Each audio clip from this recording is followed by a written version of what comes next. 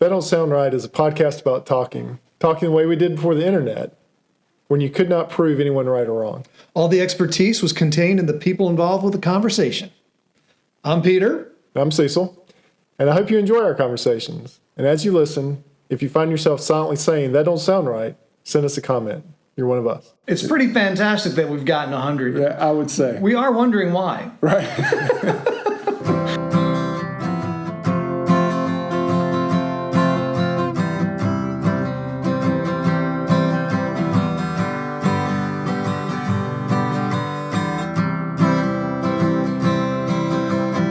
Hey, Peter.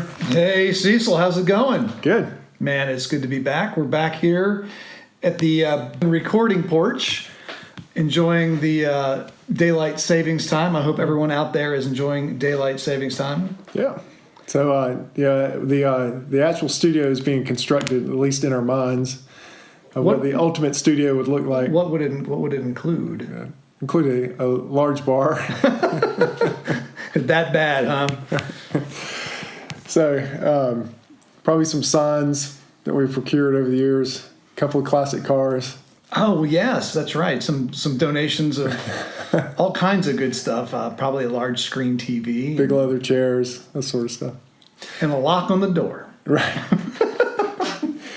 So, first of all, we want to say thank you. Yes. To our listeners. We ask that you put us over the 100 listener mark, and you have done that at least for a couple episodes now. And we did that by the deadline that we had set. So now we want to set a new goal for our listeners. Yeah, the question is, can we do 200 listeners by the end of April? 200 per episode. It's pretty fantastic that we've gotten 100. Yeah, I would say. We are wondering why. Right. So there's the one episode where we talked about ozone. Yes. Right? Two's company, three's ozone. Yeah, so I'm wondering if there's a Google search on ozone that people did, and it shows up our episode. Like, oh, let's see what intelligent things they have to say about ozone. Right. There's science students all over America that comes up. That's the first thing that comes up on their search now. And then the other one is the doodle bug, that contraption that listener number one, Scott, his grandfather, created. Yes. By the way, I think I saw a haunting picture of it on somewhere. Where'd that picture come from? That's from Google Earth. And that we posted it on the Instagram site, right? I haven't posted that picture. Okay, all right. No, I posted the picture of the doodlebug. Right, okay, but not that haunting site on Google Earth. No. I haven't posted that one yet. Well, was that creepy to you? It was creepy to me. Yeah. So, I don't think I want to go see it. We have a remote crew that's going to be looking. That's right. We have the TDSR expedition team on site doing a little reconnaissance for us. So, so we're now, all you got to do is get one or two more listeners per listener. I mean, that's it. Get your grandmother, cousin, close friend. Maybe even your wife. That's right. I'm still working I'm still working on that one too. She says she hears them being recorded, so she doesn't have to listen to them. She's got no reason to do that. That's right. So, anyways, that's our new goal for TDSR listeners is 200 listeners per episode. So if you feel like you need a little project, just tell a friend. Yep.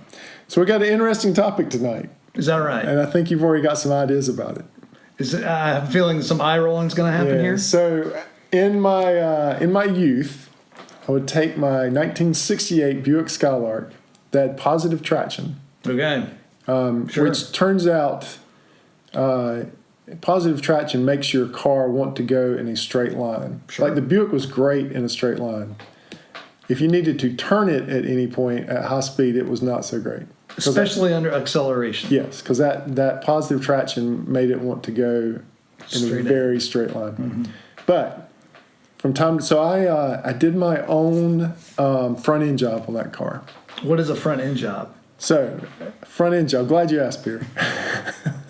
Because there's a lot of definitions. There's a lot of definitions. So so 68 Buick Skylark. So I got it in the 80s. So it was, it was 16, 17 years old when I got it.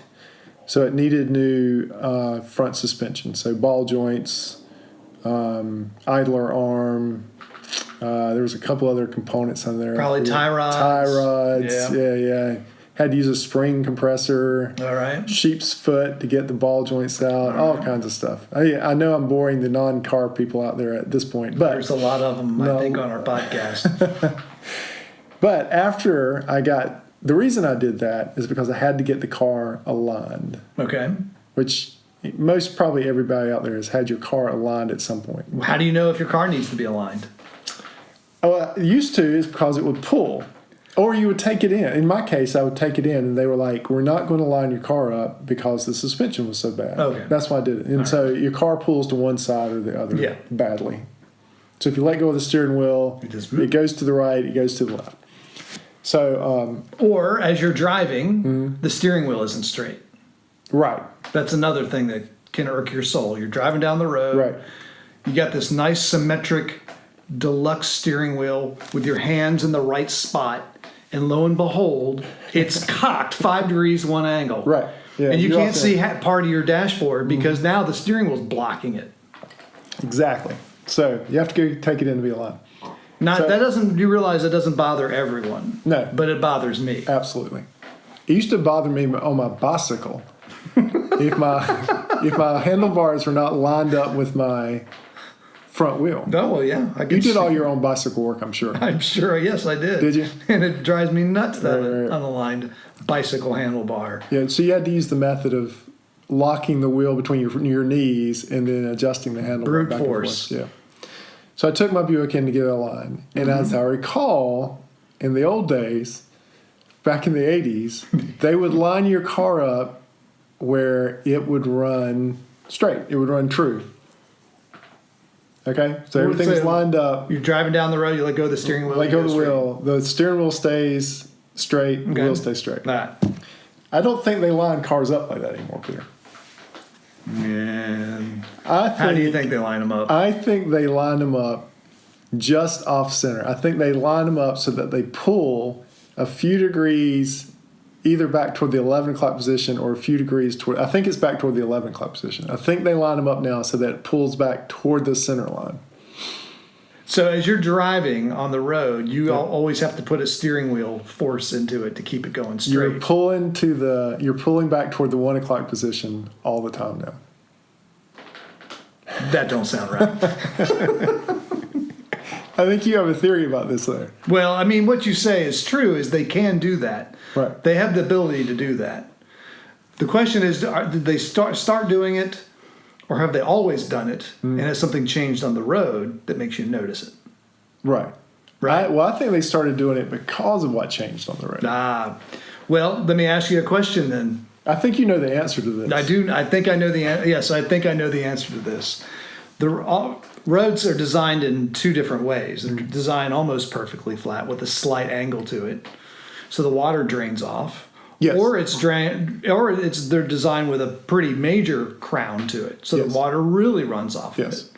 But that crown varies, and you can never guess exactly what the crown is. Exactly. Yes. And so we're in total agreement. So what you can do is you can adjust this car in such a way that when it's driving on the crown, it'll go true. Your steering wheel will be straight, and the car will go true. But as soon as you get on a road that's flat, like most concrete roads these days, then the darn thing's going to want to pull. Right. And the question you got to ask yourself is, which do you like? It's actually, what do you care about? Right.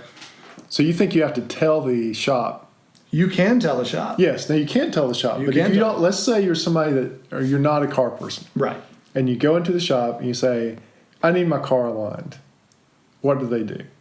What's the default? The default is everything is symmetrical these days. Really? When you look, in fact, you could look at ever looked at the alignment sheet? They show you what the alignment is. They show you what every angle is, and they make it symmetrical. Because if they send it out asymmetrical, someone will look at that form and say, "Hey, this thing is asymmetrical. I don't like it." Or if they make it asymmetrical and you're driving it on a flat road and it pulls, they're going to get a complaint. However, if you're driving on a crown road, which most people can tell when the road's crowned because it's kind of tilted to one angle, they realize, I'm going to have to put a little steering into it to keep it from going down the hill. So I think they align toward the crown now. You think they align? I think the default is the offset. I don't know how we can determine this unless we get a mechanic on there. Well, I mean, one way you can determine is go get your, next time you get your alignment, make sure you look at the alignment sheet. I might have the alignment sheet in the car. Get the alignment sheet and then go drive on several different rows and see which way it pulls. and see if you notice a difference. Yeah. My personal preference is I want it symmetrical. I want it where it needs to be, Right. because then I'll know when something's wrong. Right. But if they go ahead and put something asymmetrical into it, Yeah. I won't know when it's right and I won't know when it's wrong. You won't know when your alignment's And a misaligned will wear up your tires really, really fast. right. It'll chew a tire up. And you don't want that. No. Tires are expensive, alignments are cheap. As we know from previous episodes, tires wear out. Where do they go? That should be a podcast. We got a pile of rubber somewhere around That's here. right. So, all right. Well, I can see that now. I want to go get my car aligned. I mean, we can't even Google this. I don't think you could Google write this. No one will admit it. What's that? How they actually align the cars. But I think your best evidence is to look at your Look at the alignment alignment sheet. Look at the alignment sheet. I think mine is aligned toward off center. Here's a fun fact. What's that? As people start to nod off. So there's one measurement on your tires. It's Right. called toe, where the Yes. front of the tire is closer to each other than the rears of the tires. Yeah. Right? Right. One of the things that they will do is they'll give you a slight toe in. Yes. Do you know why? No. Because as you go down the road, the rolling resistance and the braking resistance will tend to make the tires toe out.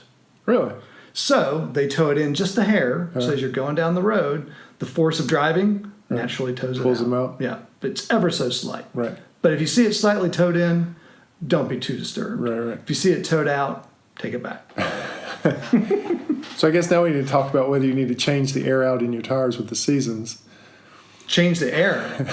Put the summer air in, take the winter air. Oh, well, that's well, that gets to the question about the whole nitrogen debate. Oh, which one's better? Do you use just regular old atmospheric air, or do you use pure nitrogen? Yeah. Do you prefer one? Yeah, I prefer the least expensive one. They've started charging for air now. And by the way, 80% nitrogen is good enough for me. On the tire? On the atmospheric air, yeah. Yes. Right? Atmosphere is like 70 to 80% nitrogen anyway. Is it? Yeah. Oh.